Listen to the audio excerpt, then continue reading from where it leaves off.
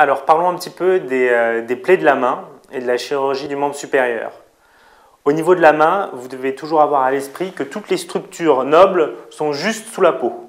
Donc le moindre traumatisme avec une plaie par lame, par cutter, par verre, va entraîner très probablement des lésions de ces structures. Il est très rare d'avoir une plaie de la main sans une lésion d'un tendon, d'une artère, d'un nerf, a fortiori à l'internat. Alors, globalement, sur les plaies de la main, vous devez penser donc aux plaies des nerfs. Il s'agit des nerfs collatéraux des doigts. Il y en a un côté ulnaire du doigt et un autre sur le côté radial du doigt. Donc, il y a 2 nerfs par doigt. Pour les examiner, vous devez connaître surtout les territoires électifs sensitifs de ces nerfs. Il y a 3 nerfs au niveau de la main, le nerf radial, le nerf cubital ou ulnaire et le nerf médian. Vous avez tous dans vos polycopiés le dessin de la sensibilité des mains avec des traits bien droits. Dans la pratique, ces traits ne sont pas aussi droits que ça. Il y a des territoires qui s'entrecroisent. Donc vous devez connaître le territoire électif d'un nerf, c'est-à-dire le territoire qui n'est innervé que par ce nerf. Pour le nerf ulnaire, c'est le rebord ulnaire de la main. Pour le nerf médian, c'est l'extrémité pulpaire des 3 premiers doigts. Et pour le nerf radial, ça se retrouve à la face dorsale de la main, ici au niveau de la première commissure. Voilà, ça c'est vraiment les territoires électifs de ces 3 nerfs. Dans la main, il y a des nerfs, il y a aussi des vaisseaux. C'est-à-dire il y a surtout des artères, c'est ça la gravité. Et si vous avez une plaie de la main, dans votre réponse, vous devrez dire, ou rechercher en tout cas, une dévascularisation de la main ou d'un doigt qui implique un geste de revascularisation en urgence. C'est ce qu'on a dans les réimplantations de doigts. Pour regarder la vascularisation d'un doigt, il faut regarder le temps de recoloration cutanée et le remplissage de la pulpe. Quand vous appuyez sur la pulpe de l'un de vos doigts, vous voyez qu'elle se remplit tout de suite de sang. Si on retrouve une lésion artérielle d'un doigt qui entraîne une dévascularisation de ce doigt, on n'a pas de recoloration du doigt et puis la pulpe, elle est vide. Il y a des nerfs, il y a des vaisseaux, puis il y a aussi des tendons. Il y a des tendons fléchisseurs à la face palmaire de la main et des tendons extenseurs à la face dorsale de la main. Dans un autre topo, on verra en plus en détail comment on les examine. Et enfin, il ne faut pas oublier que s'il y a des os, il y a aussi des articulations. Il y a notamment beaucoup d'articulations dans la main. Ces articulations, elles sont aussi sous la peau.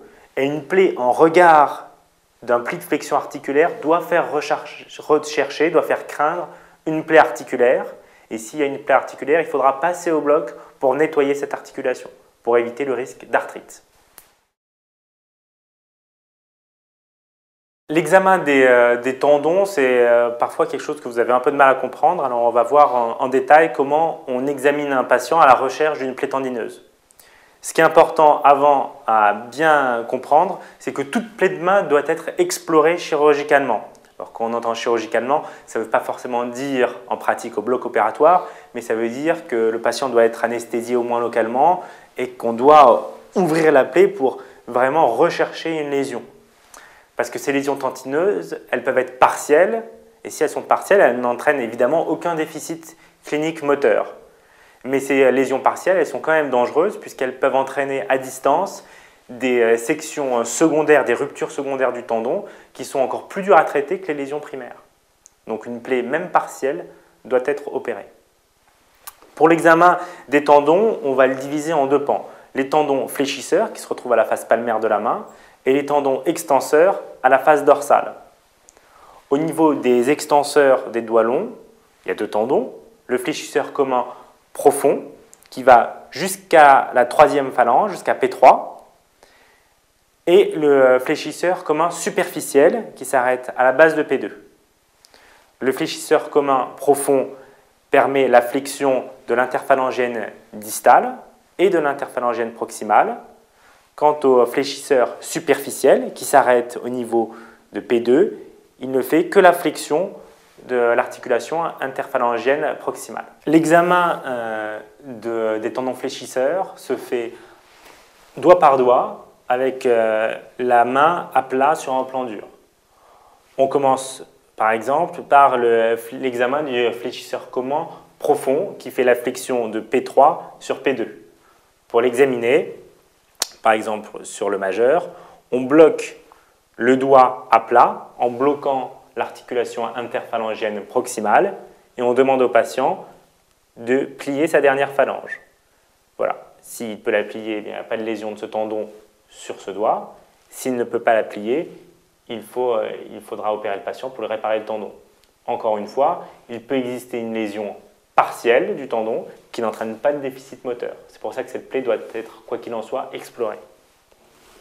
Pour l'examen du tendon fléchisseur superficiel, qui fait, je vous rappelle, la flexion de P2 sur P1, c'est-à-dire la flexion de l'articulation interphalangienne proximale, il faut bloquer l'action du tendon profond, puisque le tendon profond, quand il se contracte, quand il se plie, il plie aussi cette articulation.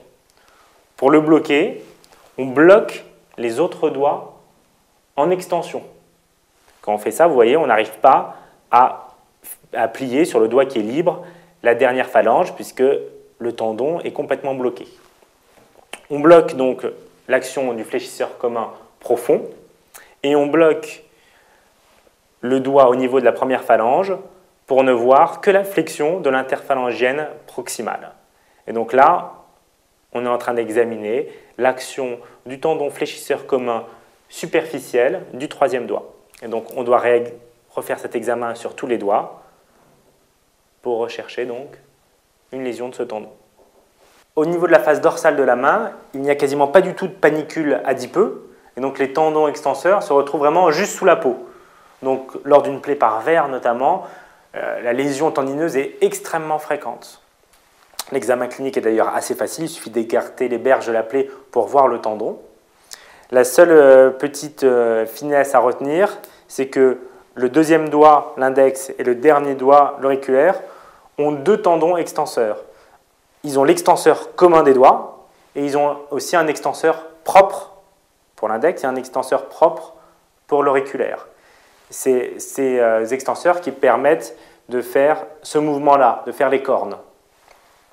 Là encore, il y a de nombreuses variations anatomiques. Il y a des personnes qui n'ont pas d'extenseur propre de l'index ou pas d'extenseur propre de l'auriculaire. Alors, quelques spécificités dans votre interrogatoire en chirurgie de la main. Des questions primordiales. La première question, ça paraît évident, mais on l'oublie facilement, c'est de demander la main dominante du patient. Droitier, gaucher, très important dans la suite de la prise en charge. La deuxième chose, c'est de connaître la profession du patient. Certains patients donc, avec des travaux manuels vont être déjà plus à risque de plaie de main, et aussi ces plaies de main vont entraîner un retentissement important sur la reprise de leur activité professionnelle. Un corollaire de ce point, c'est de demander aux patients s'il s'agit d'un accident du travail ou pas. Les plaies de la main sont un gros problème de santé publique, donc c'est important aussi d'avoir cette notion. Et enfin, un autre point primordial qu'on oublie facilement mais qui peut coûter zéro à la question, c'est de demander si le patient est à jour ou non de ses vaccins antitétaniques. Et ça va être un réflexe sous-cortical. Toute plaie, ça doit vous faire tilt. Il faut qu'à un moment, vous vous placiez mise à jour du vaccin antitétanique.